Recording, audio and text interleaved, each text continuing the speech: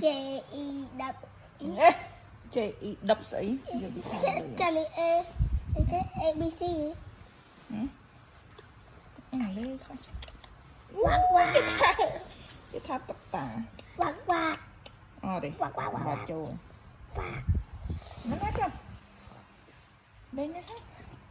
quạt quạt quạt quạt quạt quạt quạt quạt quạt quạt quạt quạt quạt nhà hộ ngồi ở bên lưng trong đà em ơi mà em ơi trong đà tôi tấm nội thế nào tôi biết rất muốn trong tôiจะlấy kìm ôi chữ đừng cả bơ ơi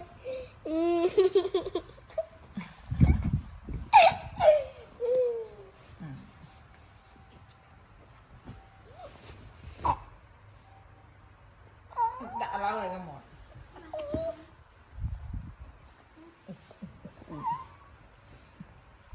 nó cũ đã em gọi nó nhé thôi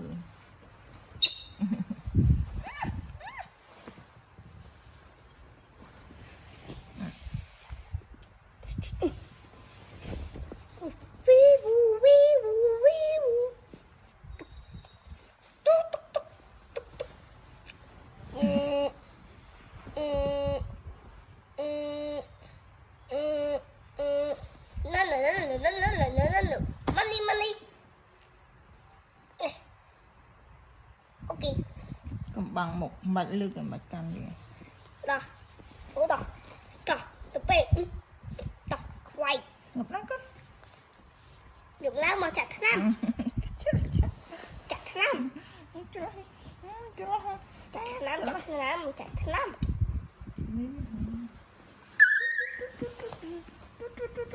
chặt năm ê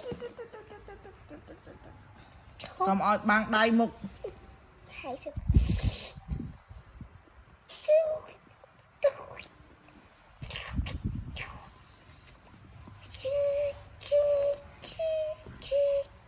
có bác bác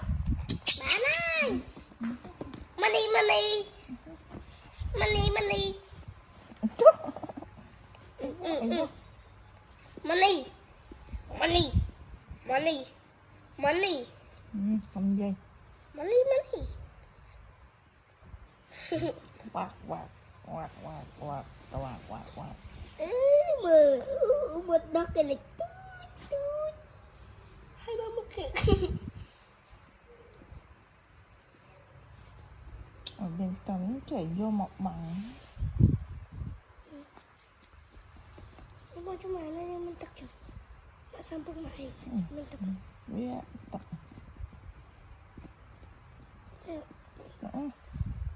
không cho mắt nhé lên mắt không tập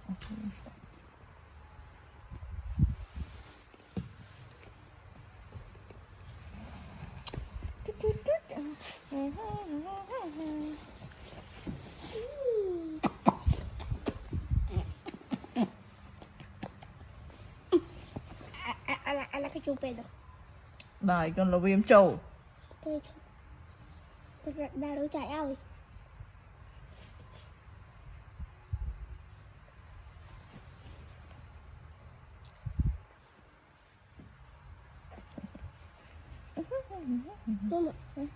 mama đã đấu chạy đi từ mà con nó không tháo cầm ôi băng một cái tạ nó rộng đã vậy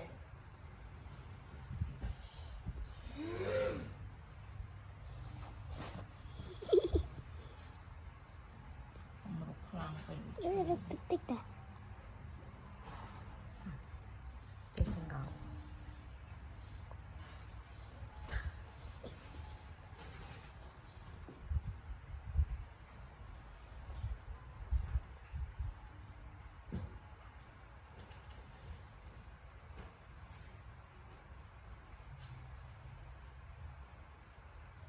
bạn đã đấu chạy vào đâu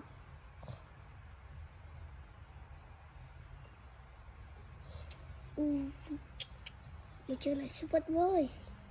Mày chơi cái lại super. Hai nó không đi chạy ngoan.